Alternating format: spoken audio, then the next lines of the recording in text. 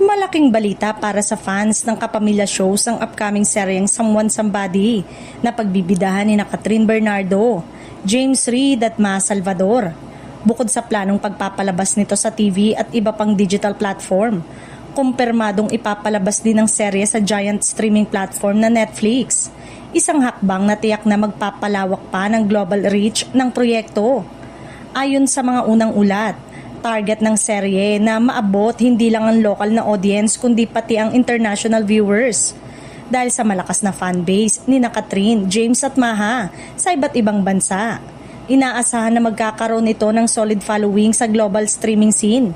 Isa rin itong patunay na patuloy na lumalawak ang presensya ng Filipino content sa international platform. Pinag-uusapan na rin online ang kakaibang tambalan ng tatlong bida, lalo na't pawang may matitinding acting credentials at loyal fan bases. Marami ang curious kung anong klaseng kwentong ihahatid ng serye at kung paano pagsasamahin ang kanilang magkakaibang acting style sa iisang proyekto. Bagamat hindi pa inilalabas ang buong detalye ng storyline, sinasabing maglalaman ito ng matinding drama, romansa at makabagong tema na swak na sa modern audience.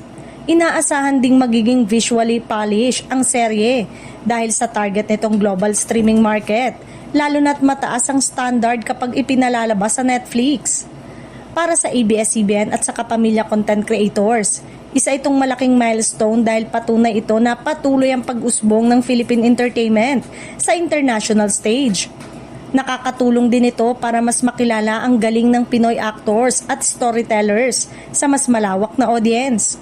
Sa ngayon, wala pang opisyal na petsa ng premiere pero agad na nagtrending ang balita at marami na ang nag-aabang sa unang teaser at full trailer. Kung pagbabasehan ang initial buzz, mukhang isa ito sa mga proyektong posibleng maging malaking hit, lokal man o global ang manonood.